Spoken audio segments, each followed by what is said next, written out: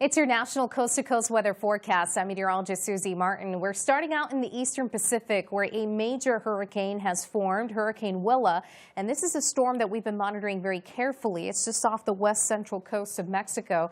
And it is going to be driving inland eventually by tomorrow afternoon, evening is when the projected landfall is.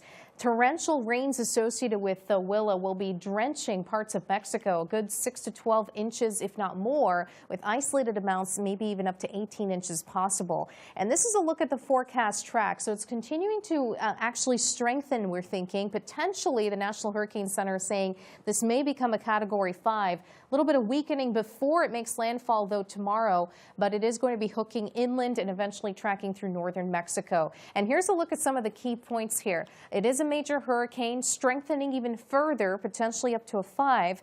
Landfall expected tomorrow afternoon. By then, still likely a major hurricane, not quite in 4 to 5 level, we're thinking, but 6 to 12 plus inches of rainfall with a dangerous storm surge. Now, the Atlantic is looking quiet as can be. Not really a big fuss here as we're now heading towards the tail end of the Atlantic hurricane season. The peak was, of course, the first 2 weeks of September, which proved to be incredible 2 weeks for much of the southeast U.S. But as we take a look at today's situation across the country, very quiet weather for many, very fall-like temperatures too. In fact, running below the average for much of the northeast and down into Texas, where temperatures will be remaining a good 10 degrees below the norm. We have a ridge of high pressure that's continuing to result in quiet weather for many across the central tier, but moisture associated with Willa translating up into Texas, resulting in some wet conditions and also tracking some precipitation threats across the Four Corners region as we go forward. Here's a quick look at our Tuesday outlook across the country.